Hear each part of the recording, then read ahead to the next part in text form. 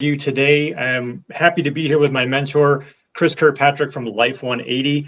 And we're going to have an amazing conversation here today. I'm super excited about talking about all things finance and growth and purpose and everything. So welcome, Chris. Glad to have you with me Love here it. today.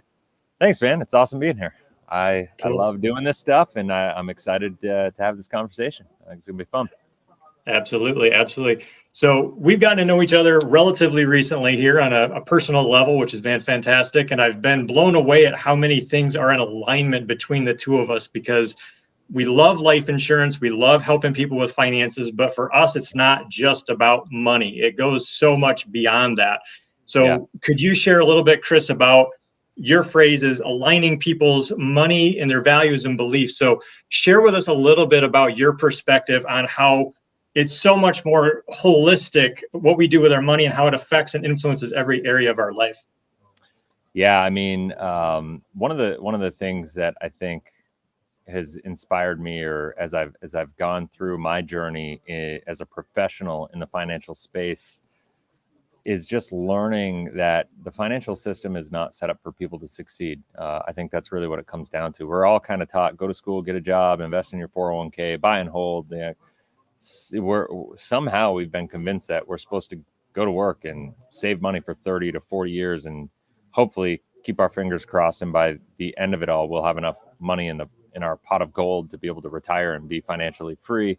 And unfortunately, even though we live in the most prosperous, quote unquote, nation in the history of the world, 95% of the people in this country are ending at retirement and not able to maintain their standard of living. And they're really having to take a second look and reconsider what their retirement is going to look like. And to me, that's a really sad state of existence. And I don't think it's a coincidence. I kind of come from the place of we're all being sold something always, and I'm just a big believer. Everybody should do their own due diligence. Everybody should,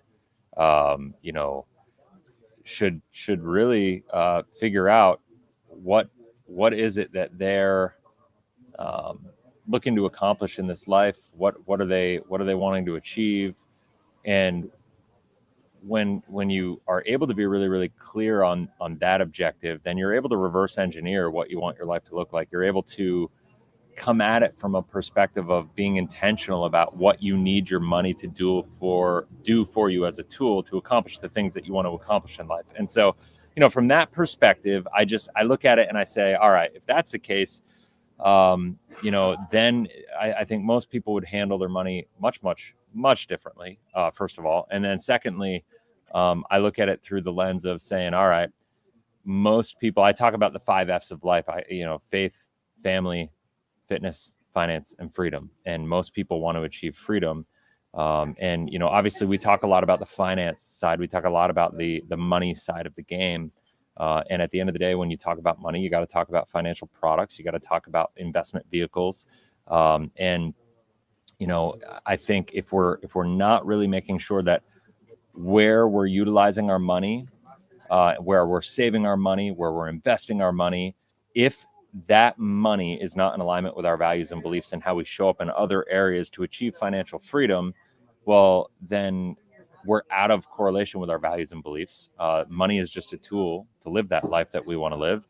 And I just don't believe, like, everybody talks about financial freedom like it's this like magical unicorn, that we can all like kind of ride into the sunset and whatever. But at the end of the day, I don't think there's real freedom without good balance and relationship with our higher power, whatever that is to you. I don't think unless you're right with your faith, you're never going to feel truly free. I don't think without good relationships with your family, you're going to be truly free. I don't think without good health, you're going to be truly free. I know plenty of people that have financial success, right? That would be rich, but I wouldn't call them or consider them wealthy, because wealth is about health and relationships and spiritual balance and life balance and like having money and all that stuff that comes into play together. And to me, that's the power of what we do is showing people how to align their money with their values and beliefs, because it's different for everybody. I mean, you and I are very aligned, but I guarantee you there's some like little minute differences between the two of us, right? Where we'd want our lives to look a little differently. Like I'm in the Dominican Republic, right? Like I uprooted my family. Not everybody wants to do that. But the principles of success to be able to use money as a tool to create the life that you want to live and help you grow to become who you need to be to live the life you want to live, those principles don't change, right? And the question is like, what is that life that you want to live, and you know, the execution of said thing, right? And so I think that's really what it comes down to. And so and when we look at it like that, I don't think anything holds a candle to what we have the ability to do as far as making impact in people's lives with everything. And so yeah, that's that. Like I think that's a big thing. Yeah, totally agree. I mean, I think for me growing up, I always had an innate sense of, you know, what my purpose was. I had a high school history teacher the last day of my senior year of high school. He went around and touched everybody on the shoulder and just spoke words to them. And for me, he said, you know what you want out of life, Jeff, but you just haven't figured it out yet. And for me, I've always had this intuitive sense of where that direction is. And I find, you know, a lot of the people that we work with, if they don't have that connection to their purpose and they're not aligned with that, you can talk money all day, you can talk products all day, but they're going to go off course with whatever recommendations you can make for them or whatever, you know, product you're going to put them with. They're going to probably screw it up to some level because they're not aligned at that deeper level.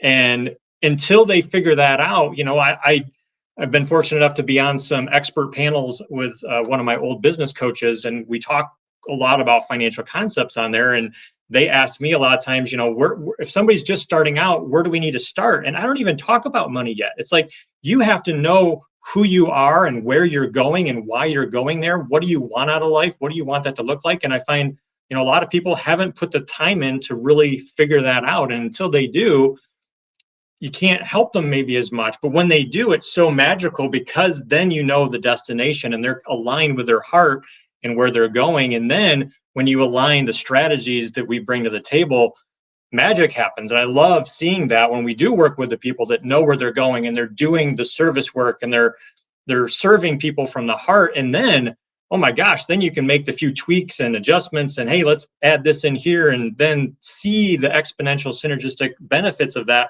That's what lights me up about this work, is being able to do that and help people take that extra leap beyond when they've already got that foundation set of the purpose and they're passionate about it, they're doing it, they're crushing it, and then boom, let's take it to the next level. You know what I mean? Yeah, man. No, I mean, I think that's it. And it's, if you're not utilizing your money as a tool intentionally to create that life that you want to live, then you're probably not going to be able to live your most fulfilled or impactful life. Because at the end of the day, you know, money makes the world go round. You know, I think Zig Ziglar said, like, money isn't everything, but it's right up there with air, right? Like we need to have it. You know, I think, you know, there's all these phrases and quotes on the good and the bad side of money, and you know, money is the root of all evil. No, the love of money is the root of all evil. I just am a big believer money makes you more of who you are. And you can utilize money as a tool to create the life that you want to live. And I really think I just keep coming back to that. And to me, one of the reasons I love what we do so much, and I'm so passionate about doing it in the way we do it, is because at the end of the day, it's not just about me. It's not just about you. Like when we have our financial strategies, all the clients that we utilize, I'll say this, not everybody is a right fit to work with us, and not everybody's the right fit to do these strategies and to implement and execute the way that we talk about doing it. I've had plenty of people that have come through over the years, and we've had these conversations. I've had sales talks with them, you know, or consultations with them, and you know, ask them about their values and their beliefs. A lot of times when I talk to people about you know, what we do and what's going on in their life and what they want to accomplish, and I hear about their values and beliefs, I realize, like, all right, maybe this isn't for them, and that's okay. And I think as life insurance agents out there, you know, there's a lot of stuff. I don't know if this is like derailing the conversation a little bit, but there's a lot of stuff out there with these influencers and content creators, and I know I fall into the that bucket of people, right? Because I do both. But I really try to focus on creating education and not marketing, because of the fact that like my goal with creating everything is to get people to think critically. And I think a lot of times that makes it hard because rather than selling somebody clickbait and just these ideas or concepts, you get people to think about like what's really important to you, and like how do you leverage money as a tool to accomplish what you want, and like are you even clear about what you want in life? I just had this before we got on this call, like I just had this conversation with this awesome woman who is coaches, and she's looking at doing a retreat down here, and she's just like was so in alignment with what we did. She had no idea what we do, like on the life insurance side, on the money side. And we weren't even like on the call to talk about it, but it just happened to be that we got into it because of the fact that she's so clear on her values, her beliefs, her vision, her goals, and all that stuff. When we started talking about the money thing, she's like, oh my gosh, this all makes sense, right? Like, and it was like a 3-minute conversation to make it all click. So what I find is in talking to people, a lot of times the first hour I'm on the phone with them, I don't even want to talk about the products. I want to talk about the goals and the visions and the values and the beliefs and the objectives, because our strategies are not the most effective or efficient from a 1 to 3 year perspective. But when you talk about a 10-year perspective, a 20, a 30, a 40, a 70, a multi-generational perspective, which I believe is how we all have to think, there's nothing that comes close. But you got to find people that's important to, right? Like their values and beliefs align with that objective of multi-generational impact. Yep, totally agree. We've had a few people that we've had to turn away because we can sense you're not at this point. You're not at the mindset level of being able to do this. It's just not an alignment for you. Totally.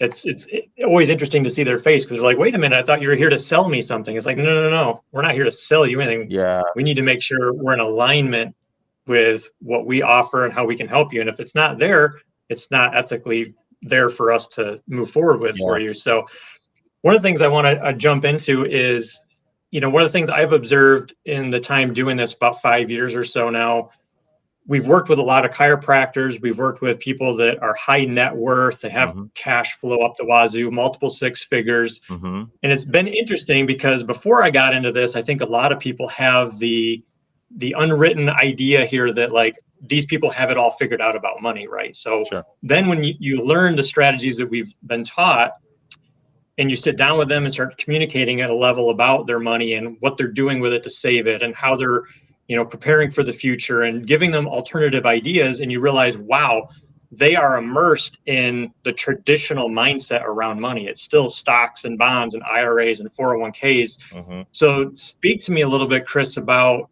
that dynamic of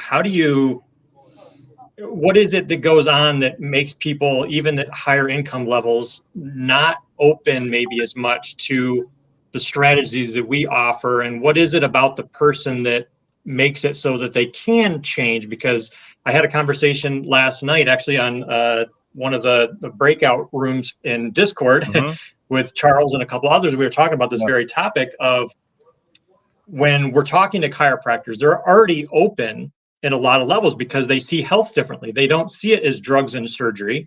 They see it as what's the cause? How can we heal this through nutrition and fixing subluxations at the nervous system level, right? They can go into all that. And when it comes into health, they're a lot more aligned to it. And so some of the coaches, like I mentioned, they're open a lot of times, but they're still immersed in the old paradigm. So speak to that a little bit about that just dynamic and how we've been trained as a society to view money a certain way, even though it's a lot of times not giving us the results that the marketing in that system promotes that we can have. Yeah, I mean, I love working with chiropractors and kind of natural medicine doctors because they're some of the easiest people to get to really understand this because they're already programmed, even though they may be programmed in the wrong way, in a way that's not in alignment with their values and beliefs, and they don't understand it because they've spent their life studying medicine and the body and Mhm. physical health and whatever.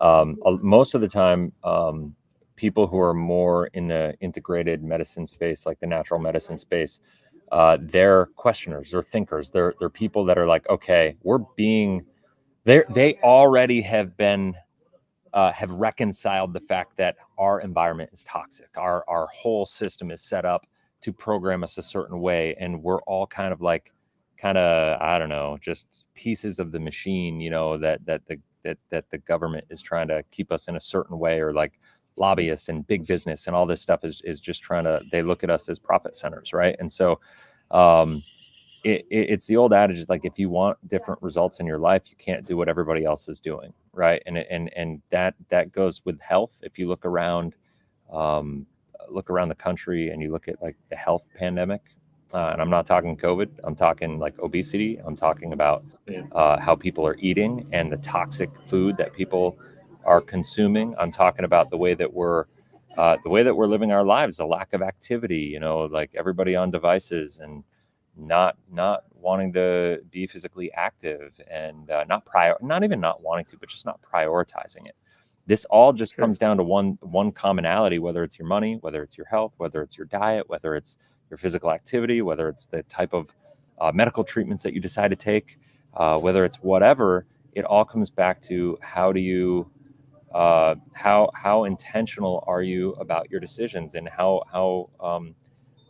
much are you just like kind of following the herd, and that's the scary part with the country. And so is that we're very much a herd mentality. And what I love about what we do is we have the ability to help people think more critically, right? And so I love working with these people that are already thinking critically in other areas, because it's easy to build that bridge of understanding, like, hey, you're already doing this over here. Well, if that same concept and principle of your values and beliefs over there transition and correlated to your personal finances as well, would you be open to a conversation around that? And the answer is an unequivocal yes, right? Like it's duh, of course I would. And so that's awesome. But like, it's not natural either, right? And so you have different people at different levels with different levels of success. I've talked to plenty of people that make a lot of money and have been wildly financially successful, and we'll call them rich, right? Multimillionaires that have done it the traditional way, just investing in stocks and doing stuff like that. And that's cool, like good for them. And they're not really open to it. And there's other people that are needing a bit more, that are naturally questioning and looking for alternative strategies and so on and so forth. But it all comes back to what we were talking about before, is like, is your money in alignment with your values and beliefs? Because the subconscious mind is not going to allow you to put the effort into your own success unless you believe you can succeed. And with that said, it just comes down to, being clear about what you value and believe. And I promise, the person who's going to naturally gravitate to our philosophies and our strategies and our financial tools that we utilize to execute on this stuff are going to be the people that are naturally kind of like, there's a thread of discontent, right? Like there's that, I don't know if a 401k is for me, or I don't know if I believe in that, or I'm questioning the government, I'm questioning the taxes, I'm questioning inflation, I'm questioning the debt, I'm questioning the unfunded liabilities, I'm questioning my faith in whatever, in the government itself, and are they really looking out for me? I'm questioning like the health system, I'm questioning, like, I want to control my medical directive because, if I got sick, like, and I had to rely on health insurance companies, would I really want to have to do the treatments and the chemo and the radiation and all the things the way that they're going to tell me I have to do them? If your answer is yes to like a lot of those things, and I trust all this stuff, well, then guess what? The traditional way is going to be great for you, right? Because you're going to execute, you'll do it. And whether it succeeds or fails, at least you operated intentionally and in correlation with your values and beliefs. And so, but if your answer was like, whoa, some of those topics you just touched on, I don't trust. I have questions about inflation. I think taxes are going to keep going up because the debt's going to go up, and who knows what the unfunded liabilities are. And I don't know if we're going to have, like, what the world's going to hold us in the future is going to hold for us for the world's reserve currency status in the US. And I don't trust the medical system. And I'd love to have more control over my medical directive and all these things. And if you question that stuff, I got news for you. You better start questioning the way that you handle your money. And you better start looking for alternative ways, alternative strategies, and alternative tools. But the problem is then when you start going on that path, you're going to have all these other people on the other side of it that, maybe had success, and they're going to be fighting back against you. And they're going to tell you you're stupid for thinking critically and differently. Right. And so that's just life, right? Like you're going to have that in every capacity of life. And what I would say is there's no right or wrong way. There's no good or bad tools.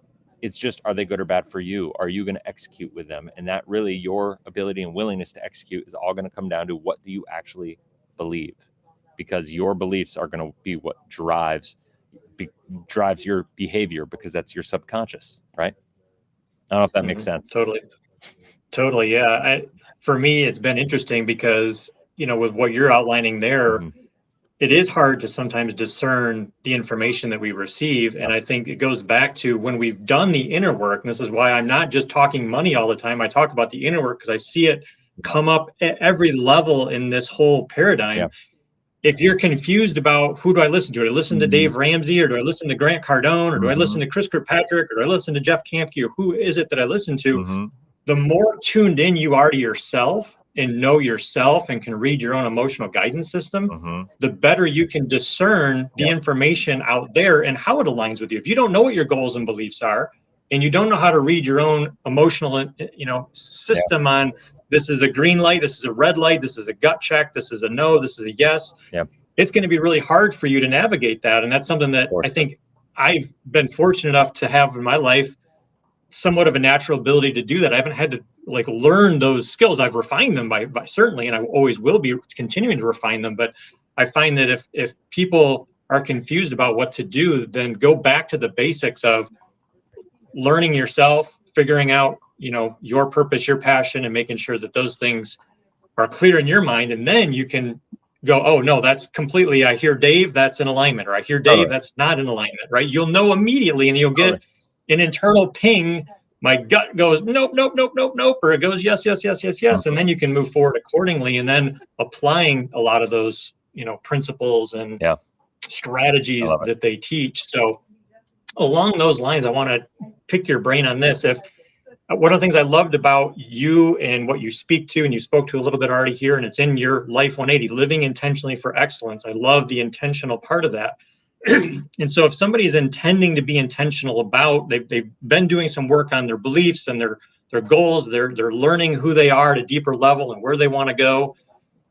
What have you found, Chris, in your journey that helps people be, maybe not be, but to accelerate the process of being more intentional and making those subconscious changes, right? Because you can read a book, you can listen to a mentor, you can go to a seminar, you can hear a piece of data, but how do you integrate a change into your life? What have you found, for you or for people that you work with, that that process can be streamlined a little bit and be more effective so people can get on that intentional track as much as possible? Do you have any tools or nuggets there? Oh my gosh, that's like a whole course on its own, I think. Sure, I know. That's so hard. Here's what I would say is life is a journey. And that's such a cliche and like whatever, it feels like a Hallmark card, but it is, and you're going to constantly change and grow, and you gotta, I think I use the phrase, you got to be willing to go slow to go fast a lot. And I think the reason I use that phrase is because of this. It's like, you got to take the time to slow down. I think we live in a very reactive society. And to be intentional by definition means you have to be proactive, right? Like you have to think about the long-term benefits, consequences of everything. You have to think about like, what is the path, like, the path that you're going to have to take to get to where you want to go. And you have to be okay and realize that as you're going down the path is going to change because you're going to grow, you're going to change. Like, I was talking to my wife about this the other day. And we were talking to some people. We were actually kind of not getting coaching, but there's some people that were down here in the Dominican, and they do retreats and they do coaching and whatever. And we were talking to them just kind of at a campfire a couple nights ago. And it was interesting because like we were just sharing our story. You know, I've been married for 20, well, almost 20 years, but we've been together for 20 almost 23 years now. And what's interesting is like our life has changed a lot, you know, and we've gone through different seasons of life. And how our life has looked and manifested in that moment, and how we show up where we're living, the businesses we're running, the people we're around, how we're earning our money and making our living and doing all these things, those have changed. I'm going to tell you a dozen times, right? In 22 years, right? There have been some staples and some stabilities, right? For the past, even 10 years, I've had Life 180. I started Life 180 in October of 2014. Life 180 has changed several times during that time, right? And if you followed this channel, you know, my channel, you know, that that's the case. And you've seen it kind of go through these ebbs and flows. But the one thing that hasn't changed is the purpose and the life and the whatever. But I will say this, even on that, is like the ultimate goal is freedom. You know, the ultimate goal is impact and influence and legacy and all these things. And so there are certain principles to that never change. How it looks is always going to change, and it's okay to change. And I think a lot of times people get stuck, and I've done it. We've been stuck. My wife and I have been stuck. We've had relationship problems. We've had marriage problems. We've had kids. You know, we have like balancing, you know, marriage and business and entrepreneurism and real estate investing. And now we're, you know, uprooting our family and living in the Dominican Republic and living internationally in a fishing village where now we have no, like, thank God for Starlink and Elon Musk, but like no Starbucks, no anything. I mean, I had to like literally drive 3 hours yesterday to get to a Costco, basically kind of like place just to be able to get groceries that like would like keep my kids happy, basically, because it's crazy. And so making these transitions, that it's hard, it takes extra work, but the right path is very seldom the easy path, I think. And being intentional about what you want that to look like. And I know I'm extreme in it, and I'm willing to endure harder things. And I know not everybody like is going to want to go down the path that I'm going down. But I would say for anybody to just be really, really intentional about what you want, about what you want your life to look like, and make it bigger and bolder and more amazing than you even think possible. One of the things I was told is like, make your goals and visions and dreams so big that when you achieve them, you can't take credit for them. Like they're way bigger and bolder and beyond anything that you could ever imagine. And, you know, it's fascinating that that's what we've done, and we've done it for 20 years. And like I said, everything we do has changed. We've changed as people, but the crazy part is our destination hasn't changed, which is fascinating, right? Like our goal and our objective of what we want our life to look like hasn't really changed from a foundational level. It's just how we're showing up in the world changes. And I think we hold too tight and we try to grasp onto what we have in our life and all these things. And that's sad because it's restrictive and it keeps us from living our biggest, best, most impactful, influential, purposeful life. I don't know if you can hear all the rain behind me, but it is, it's coming down. You can hear it. And Yeah. We're in the rainforest, so it's pretty awesome. But, you know, so like, I think, you know, you can't hold on too tight to life. But what I think is important is that if you have your finances structured, and this goes back to values and beliefs and financial, like how utilizing money as a tool to accomplish the life you want to live.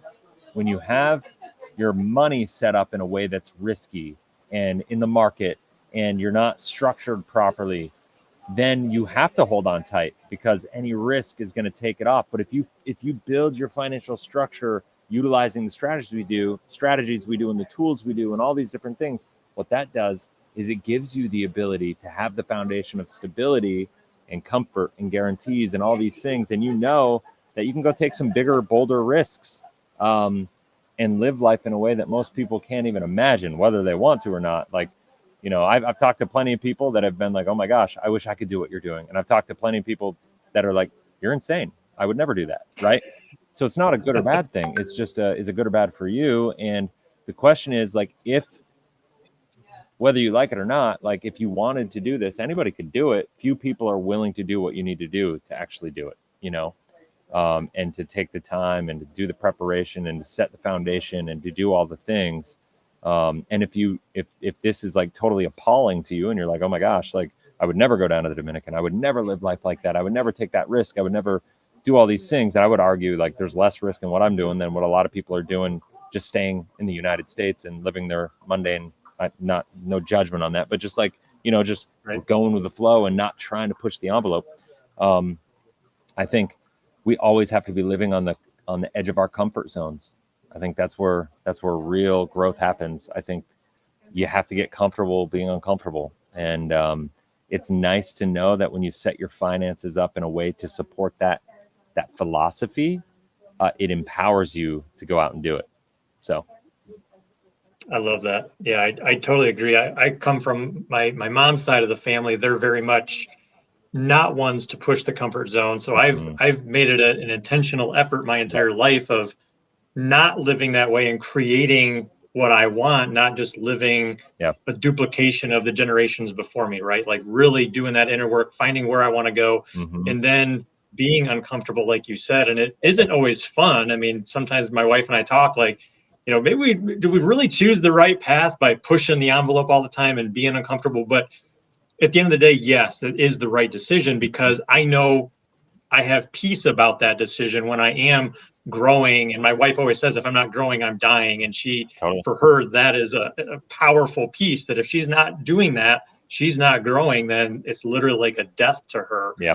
And that is something that, you know, as I look back at the generations before me, there wasn't a whole lot of change. There wasn't a whole lot of, you know, financial change. There wasn't a whole lot of spiritual change. There wasn't a whole lot of emotional change. There was just kind of the repeat, like you did what you did. And I think we're here for so much more than just taking what we were given and duplicating it and spilling that stuff onto our kids and not checking in of who are we and if our kids, what is their purpose and setting them up for a life of that. So I want to talk a little bit about, you know, the legacy piece a little bit, get your thoughts on that. Because my family, my grandpa was a third generation farmer. His grandpa came from Germany after, you know, some of the war stuff way back in like mid 1800s or whatever was going on over there.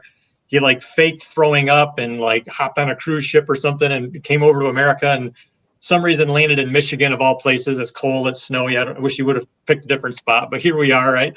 And he was a third generation farmer, my grandpa, because my great grandpa, when he came here, he bought a farm and started doing that. And, you know, as I look at that change, my grandpa passed away in 2018. And as we were going through a lot of his end of life scenarios with, you know, assets and cash flow and protections and trusts and all that kind of stuff, it was told to us, you know, everything was set up and it wasn't always set up. And, you know, there was a lot of things that because I started learning the financial strategies that we teach at this time, it became pretty obvious to me, like the lack of financial literacy and wealth literacy, not just, you know, debt management, but like, how do we put assets to work? How do we create cash flow? How do we do things for the next generation? How do we leverage the work that we've done, you know, for him, 3 generations past? How do we leverage the land, the equipment, all of that for the benefit of the successive generations? And that was not in the discussion. That was not in the thought process. Yeah.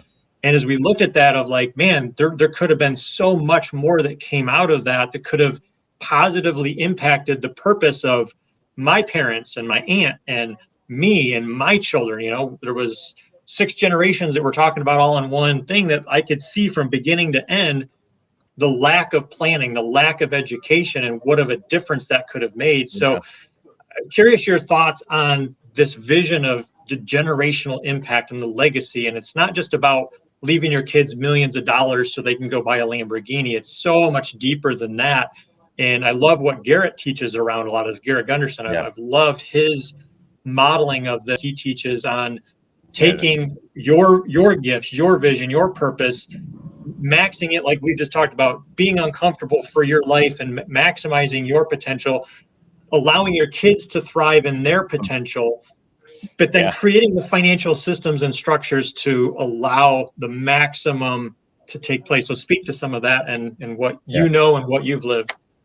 Well, it's one of the reasons that I'm most excited to be down here in the Dominican is to get my kids out of the school system in the U.S. where Mhm. you know where they're being programmed to just think about education in a certain way, but they can like literally think differently about what it means to create a life that they want to live from 12, 9, and 5 years old. You know, and it's been amazing in just 3 weeks that I've been here to see my 5-year-old daughter, who you know I just realized a couple days ago, like, a year from now, she's not even going to remember life before this, you know? And so it's the impact on her is going to be profound. And like, to me, that's amazing. I wish that I had parents that were a little bit more critical thinkers, you know, but I'm grateful for the love that I had, you know? And so like, you can't, you know, focus on the negatives. I feel like you got to just find the positives and be grateful for what you do have. And, you know, what I think, the powerful part about what we do is, and when I look at it, is I don't think there's anybody, when you really break it down. Yeah, I'm sure most of us want nice things. Most of us want comfortable experiences and want good experiences through life. Most of us, you know, want to be able to make good money and have freedom and do all these things. But at the end of the day, I think what's really important is that we all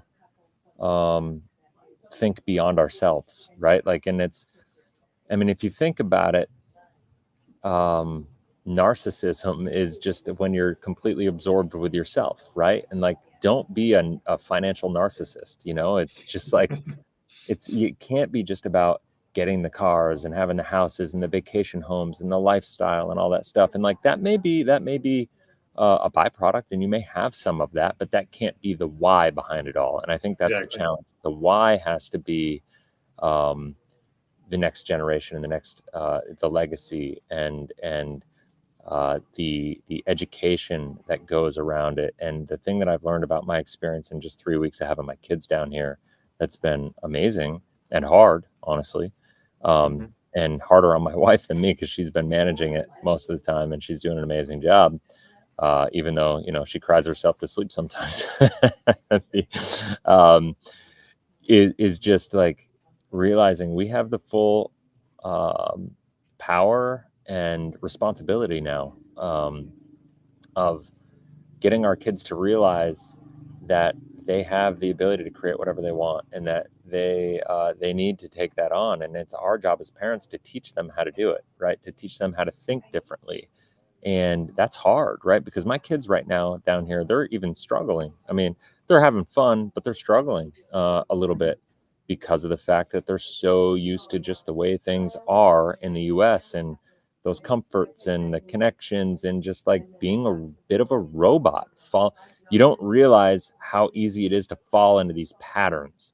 So I really just encourage, you know, everybody to think about it in those terms, and like, disrupt your own patterns, and you'll be amazed what you can create out of life.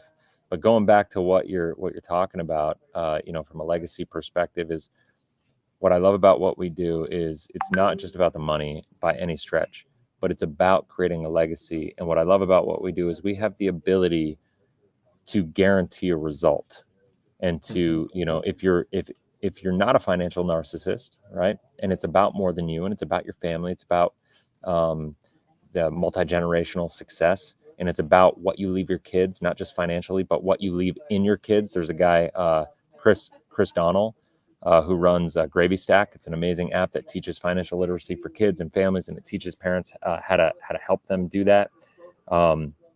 He says, like, generational wealth isn't about what you leave to your kids, it's about what you leave in your kids. And I love that statement, you know.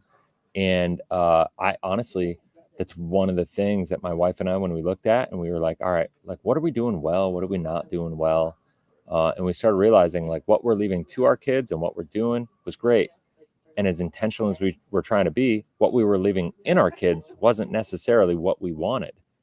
And that was a big part in us making this big, bold move to get our kids out of there. And when the hard part is, like anything else, if you allow yourself to get out of shape and, you know, put on 30 pounds because you're eating unhealthy and going to Dunkin' Donuts every day and doing all these things, and then you're like, oh, wait a minute. Yeah, like, being healthy is important to me. Being physically fit is important. I promise you, if you let it go, then going back to the gym, it's going to hurt, and you're going to feel it, and it's going to be harder work.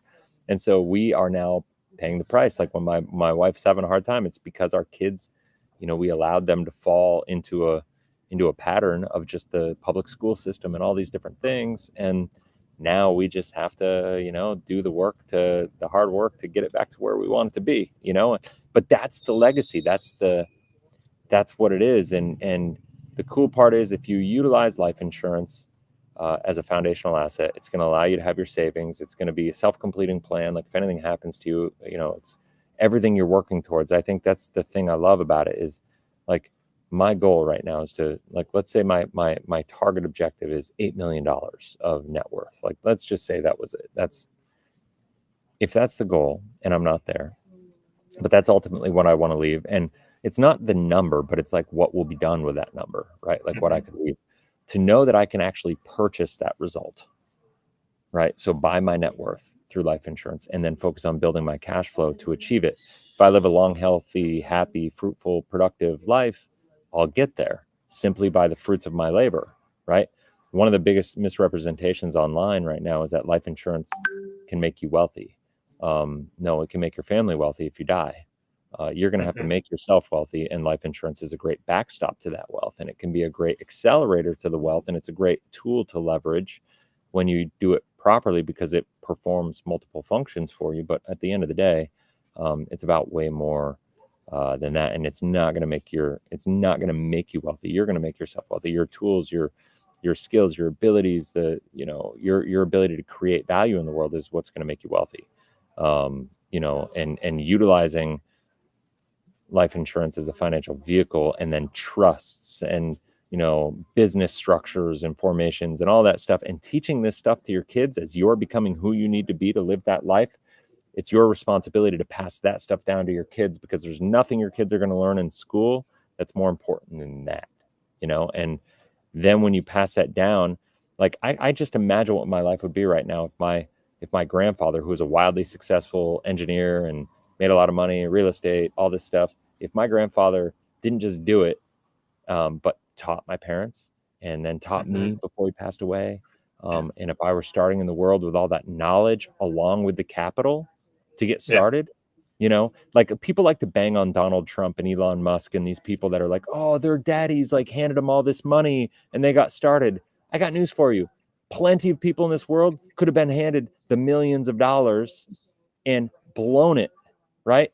And not turned it into multi-billion-dollar fortunes, right? Most of the world would have completely blown it. The Vanderbilt family, the wealthiest family in the history of the world, had the equivalent of $264 billion. And in 4 generations, it was gone because they didn't teach principles, right? So it's not a matter, like, people like to bang on these guys like for their success because they owe that success to their father and they didn't do it on their own. Guess what? I would argue that their family did it right.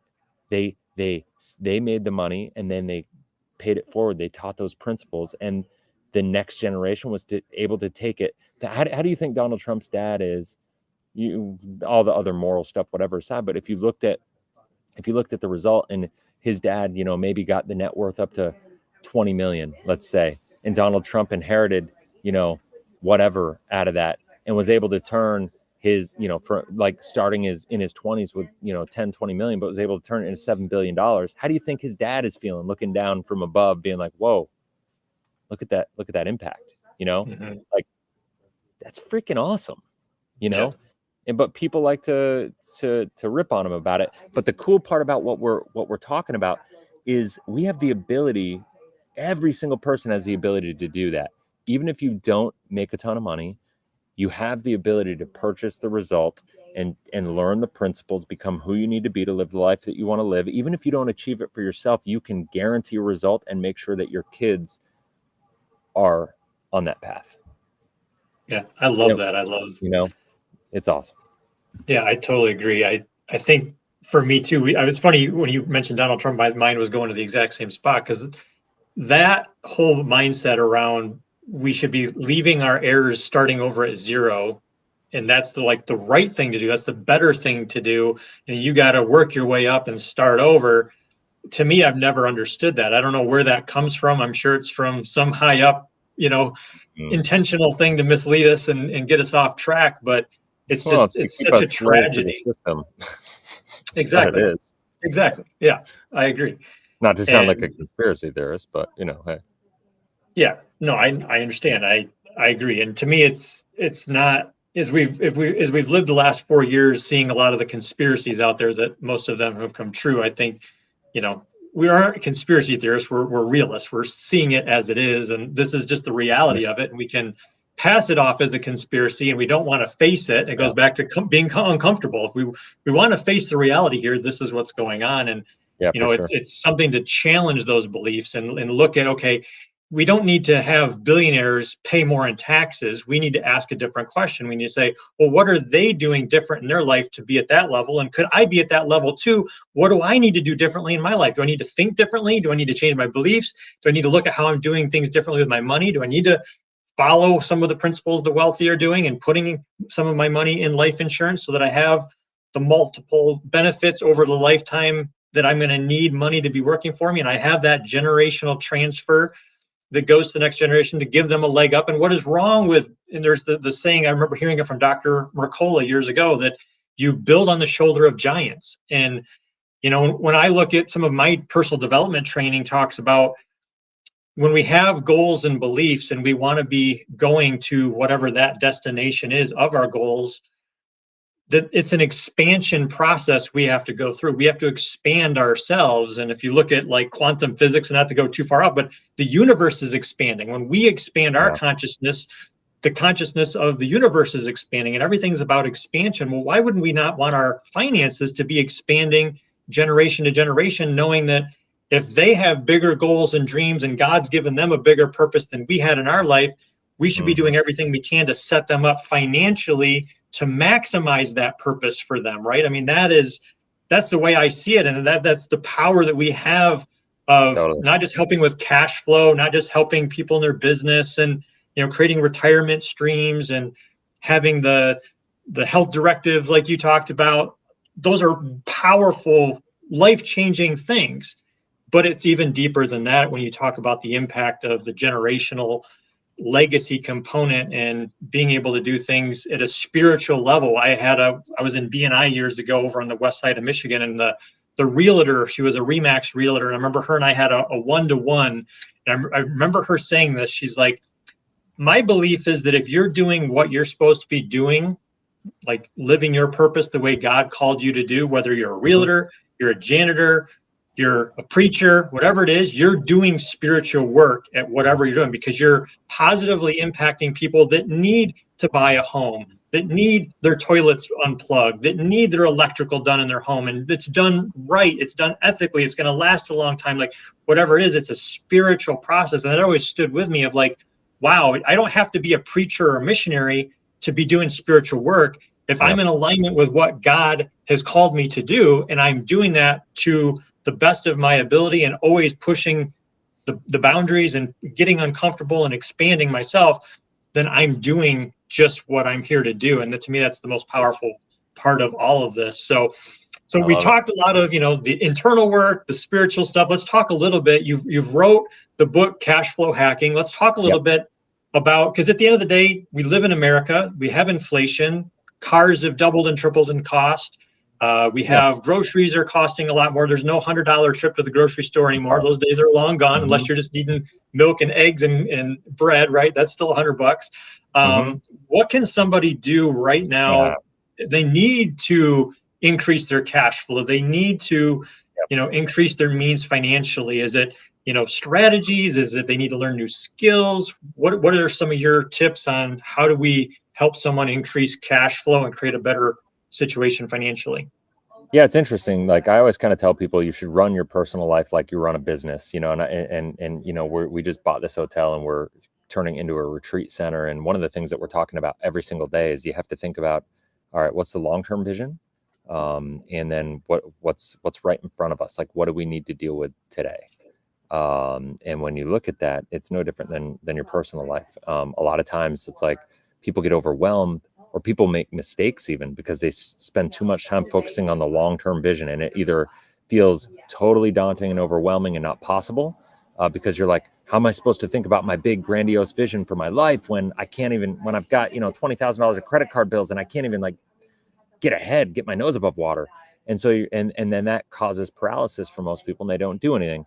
And then and sometimes people maybe are okay financially, and they have this awakening and this realization like, oh, I want to like completely change my life and make this big bold move of like trying to create the vision, but they do it too fast and they don't think enough about like the short-term needs. And so I think we need to spend 70 to 80% of the time focus more on like, all right, what do we need to do right now? What are the tasks that need to be handled right now? And then also spending time every single day in what am I trying to actually create? What am I trying to actualize? And making sure that you spend a little bit of time every single day on those big goals and the vision of what you want your life to be. That's why I created the planner, LIFE180 planner, the way that I did, is because it forces you to think about today a lot, your power, your impact, your purpose, your influence, and then also thinking about the long term as well, because it's a hard balance to keep, but it's an important balance to keep.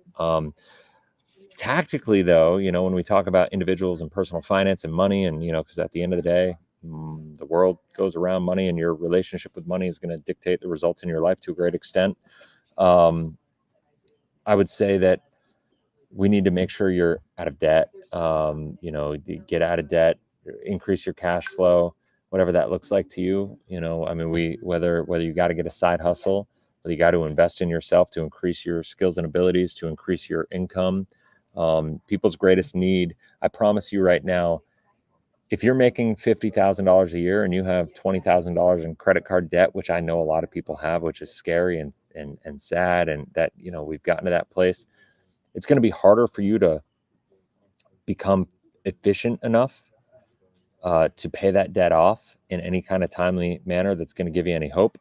That's going to be way harder than it is for you to increase your earning capacity by $5,000 to $10,000 a year, and then pay down that debt based on the increased cash flow. So I always kind of tell people, like, a lot of people focus on debt elimination as the greatest need, but I think your greatest need is increasing your potential for cash flow. And really what I'm saying there is increasing your value creation in the world, right? Like increasing your potential for creating value in the world. And so we all have unique skills and abilities and passions and whatever. And we live in this beautiful moment in time where anything is possible, where you can literally monetize anything. If you're intentional about it, if it's important to you. And so find ways that you can do that there. And if you don't have any of that, go work a side hustle, work more hours, just do what you need to do in the short term to clean things up. I remember there was a point in time where I was struggling, making a transition, going through the lawsuit with the former company and getting buried financially and all that stuff. And I had to drive Uber, a little bit. And people were like, Chris, why would you do that? Why would you drive Uber making $25-$30 an hour when you have all these skills and whatever? It's because the freedom that Uber provided to be able to do it, right? I wasn't willing to change my life up to commit in other areas to do what I needed to do, to like put my reputation on the line and like, go a completely different direction. Uber provided the ability to make enough money to get through a period of time in my life, to cover some bills, and not have to change my identity. I could do it behind the scenes. Sure. 8 years ago, when all this was happening, I could do it behind the scenes, and I could do it in a way that was able to just kind of not impact my ability to do other things at the same time. I was able to still create content. I was able to still run my other businesses. I just needed a little extra cash flow to cover some legal bills, you know what I mean? And to cover some debt that I had taken on with all that stuff. And so did I have to work more? Yeah, I worked like 100 hours a week for like a 6-month period. But to me, had I not worked that 100 hours a week for 6 months, I wouldn't be here. You know what I mean? So you got to just be willing to realize that your greatest need is more cash flow. And then how you handle that cash flow and what you do with it to pay down your debt. Make sure you're not in any debt. Make sure you build your financial foundation and start saving money, and don't invest money and start speculating until you have enough money saved so you can actually be an investor. And so that's kind of the 3-step basic process is, increase your cash flow, whatever way you need to do, use that cash flow to pay off debt. If you're already out of debt and you're in good shape, well, then save money with the intent of investing. And then when you invest in cash flow producing assets. And then, don't do the buy and hold, long-term thing, because it's just been kind of proven not to work, since 1980, when we've all been programmed that, investing in 401ks and qualified accounts is a traditional way to do it. Well, I'm older than a 401k. And so how that's traditional, is beyond me. And if you look at the results since they've been implemented, it's kind of abysmal. Right. And so we live in a broken model. We live in a broken system, like everything else. You're either going to be a part of the machine and they're going to use you as a profit center and they're going to whatever, or you can think critically for yourself and, success leaves clues, and look for other people that are living the life that you want to live and try to emulate what they're doing. And, that doesn't mean listen to me. It doesn't mean listen to Jeff. It doesn't mean take us at face value. It means do your own research and figure out what resonates with you. And if Dave Ramsey resonates with you, then go listen to Dave Ramsey until he doesn't resonate with you. Or maybe he'll resonate with you forever. If what we're talking about resonates, then cool, dig deeper into that, figure out why. If what we're talking about makes you uncomfortable, well, then check into it, figure out why. Maybe you'll find out that there's some things that you need to fix, or maybe you'll find out that you think I'm an idiot and you'll go watch somewhere else. I don't know. I think that's the thing. It's you just got to do the hard work, because it's not the easiest stuff, but it's the most important stuff, Yep. And I think, only in our money have we been taught, that you're too stupid to figure it out. I believe that you need to look at money and your financial life with radical self-accountability. And you need to take that responsibility on. Because if you don't, you're never going to succeed. Yeah, love it.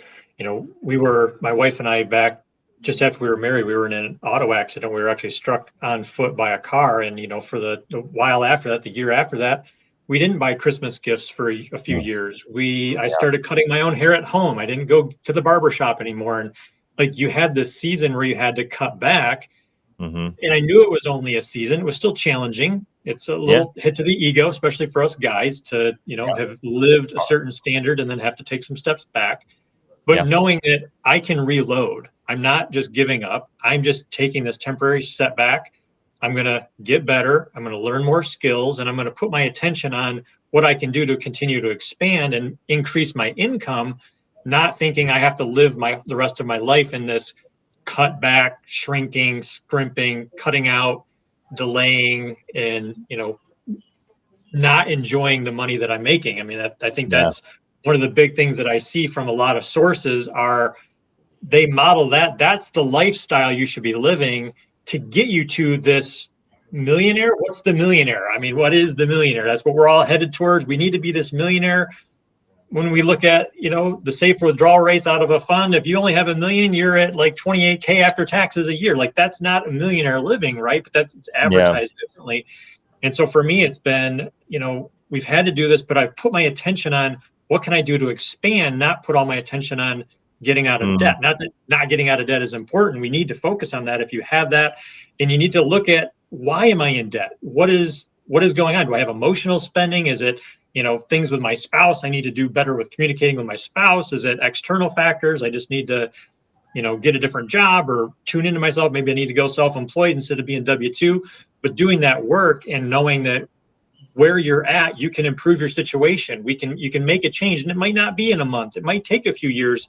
But if you don't start that journey to figure out how you can expand and get better, you won't ever get there. That's a guarantee. But knowing that you can change, and you don't have to live your whole life in this mediocrity, scrimp, cut back, nothing's, in alignment.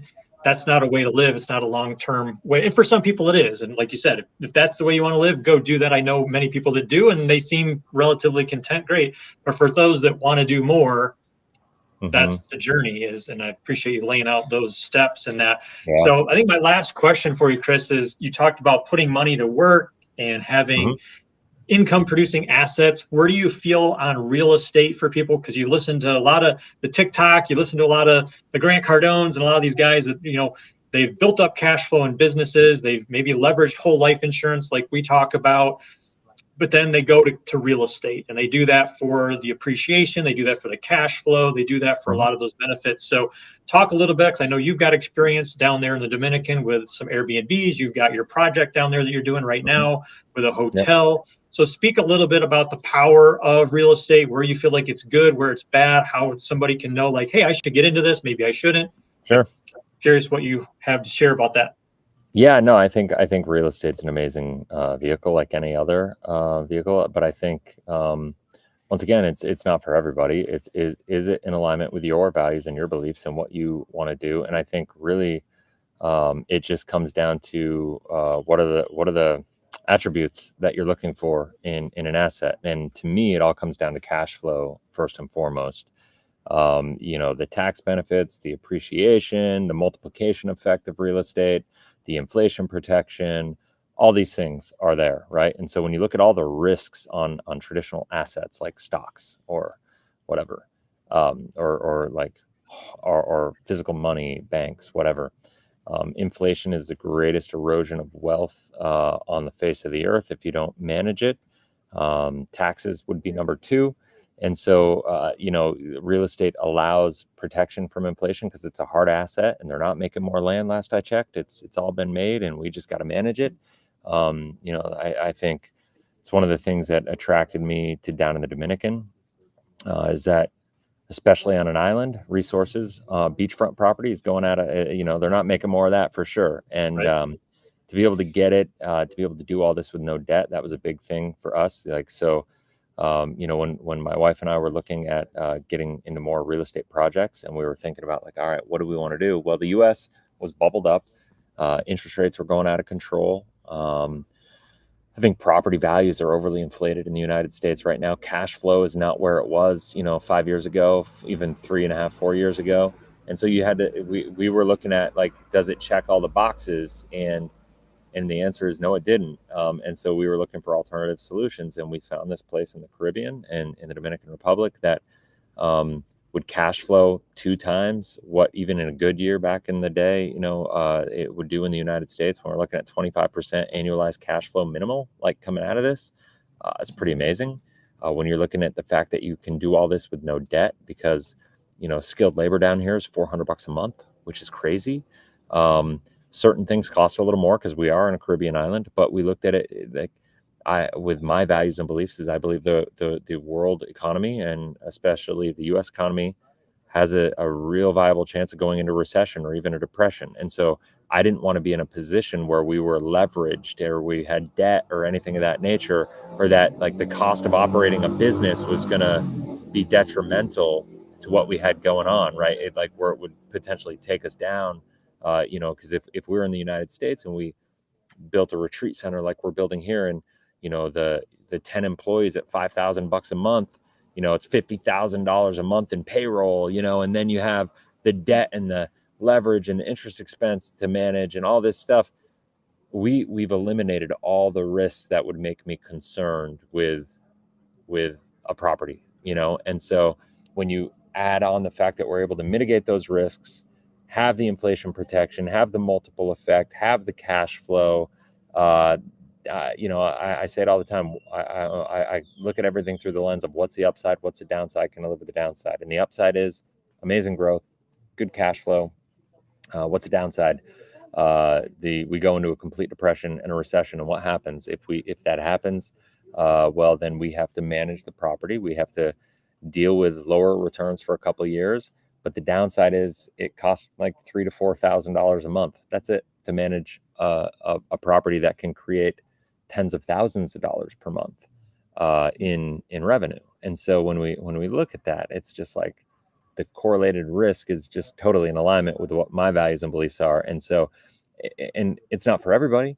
But I think, you know, I'm just using my example as a way to show you how you should kind of think about these things and whatever works for you. It doesn't mean you have to come down to the Caribbean. It just means find something where you think about all the factors and the risks and, you know, the upside, the downside, and the benefits and the consequences of an asset. And real estate to me checks all the boxes. And, you know, that's why we created the cash flow hacking fund, because most people in general don't have the ability or desire to learn this stuff the way that we've learned it, but they want the benefits of it.